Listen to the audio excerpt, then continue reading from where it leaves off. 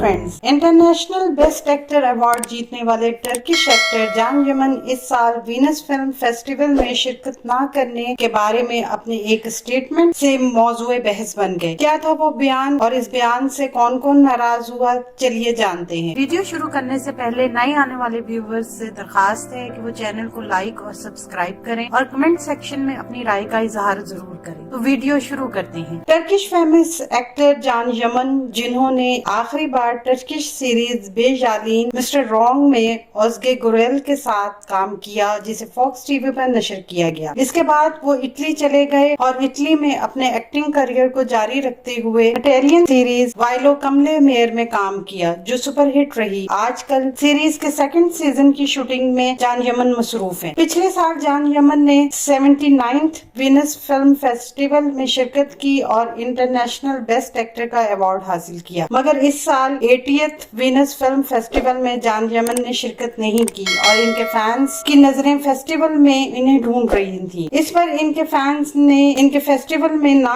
शिरकत करने पर कई कमेंट्स किए और जान यमन अपने एक फैन के कमेंट पर लाताल्लुक ना रह सके और ऐसा बयान दिया जिससे फेस्टिवल में शिरकत करने वाले दूसरे टर्किश एक्टर्स को गुस्सा आ गया। उन्होंने एक पोस्ट में कहा कि इस बार शो को चोरी किए बगैर दूसरों के लिए जगह बनाने के लिए वीनस नहीं आया। इनके इस बयान से डेमिड उज़्ज़मीर, फरह ज़ैनब अब्दुल्ला, ओज़गी ओज़जार और इसरा बेल्गे जैसे एक्टर्स नाराज हो सकते हैं, जिन्होंने इस साल वीनस फिल्म फेस्टिवल में शिरकत की है।